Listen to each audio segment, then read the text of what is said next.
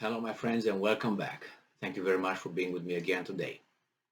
Let's get back to the stock market and find out how our lives will be shaped by that little monopoly casino institution and uh,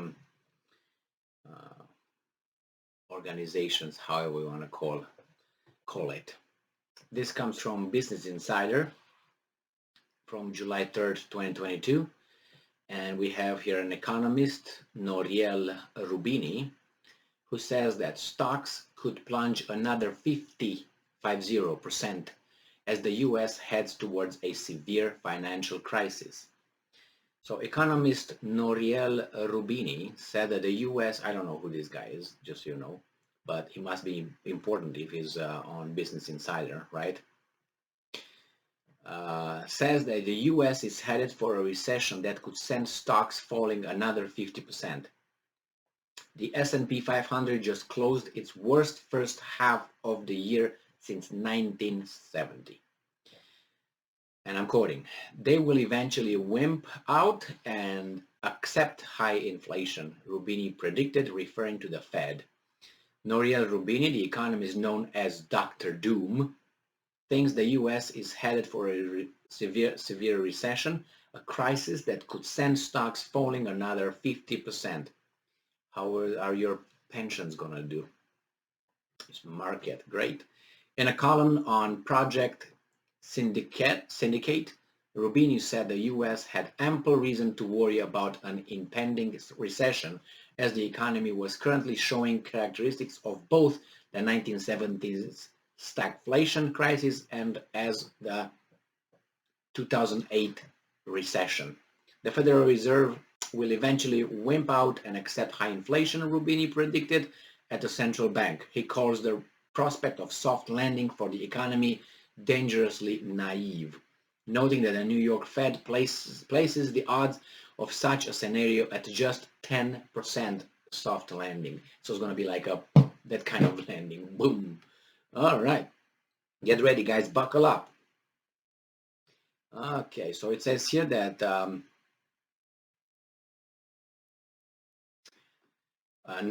he also notes that New York Fed places the odds of such a scenario at just 10% and adds that the combined pressure of inflation and debt could push stocks down another 50%.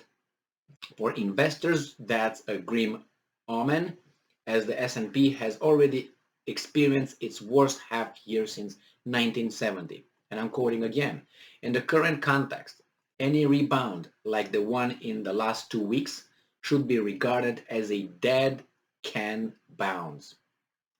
Dead cat bounce. Rubini said, not an opportunity to buy like some market optimists have been touting. The next crisis will be like its predecessors, Rubini wrote. "Today we face supply shocks in a context of much higher debt levels, implying that we are heading for a combination of 1970s style stagflation and 2008 style debt crisis. This is a stagflation debt crisis. The Frankenstein-style financial meltdown," the economists suggest, "has been a source of anxiety for economists and central bankers in the past year as price continues to rise amid supply chain pressure. In April, the New York Fed found that the global supply chain pressure index suggested a surge to 3.29, the first increase since 2021. It was just a month before the CPI clocked in at a record 8.6% for the month of May, the highest hike in prices since 1981.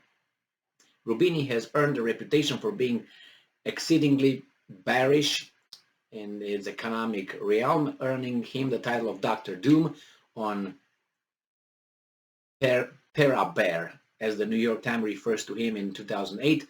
Those titles aren't without merit, as Rubini was among the first to sound the alarm in the mid-2000s on the coming Great Recession, calling the housing crisis over a year before the blow-up of the subprime mortgage market. And I'm quoting, "This is no real riddle to solve," he warned. "Things will get much worse before they get better." So Buckle up, guys. No soft landing. It's not going to be like this. It's going to be like that. 50 more percent stock market drop, possibly. This guy anticipates the scenario of soft landing is 10%. That's 1 in 10. Would you bet on that one? 1 on 10. You don't bet on 50-50. What about 1 in 10?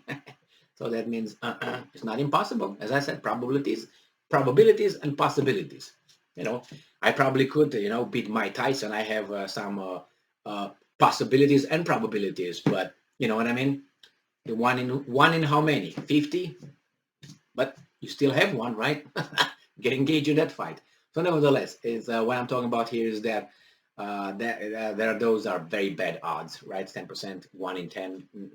No. What does that mean to us? If we have, if we want to buy houses, no way. If you want to rent, it's going to be a lot of money. No new constructions, I guess. There would be no the value of the dollar, so that means it's going to drop. That means you can buy less with more. You're going to use more money to buy less things, little things, and then obviously your pensions will go down. No, it depends on your investments. Could go at least 50% or maybe around that. That doesn't necessarily to go 50%, but definitely will shrink. The economy will shrink because of production is gonna be limited, as is the stagflation states. That is decreased productivity, shrinking of the economy with a high inflation. We are there. Do you think we have a big productivity based economy? I don't think so. With all this, the last 2 years, how do you call it? Limited ability to work at full capacity. Some companies and all that. There's no way we are more productive than we were, let's say, in 2018 or 2019, where the economy was going straight, and you were allowed to work, and not that you're not now, but we've been 2 years through this blah blah blah that you're all aware of.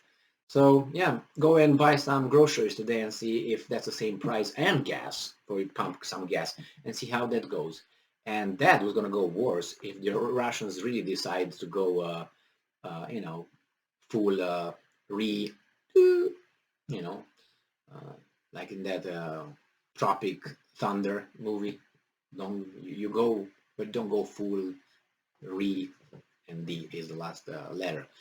So same, if Russia wants to really go full re, then Rita, then gonna be, they said it's gonna jump the oil, the price for 1 barrel of oil will jump from 118 or 119 as it's right now, $119 per barrel right now, going to jump to $380 a barrel.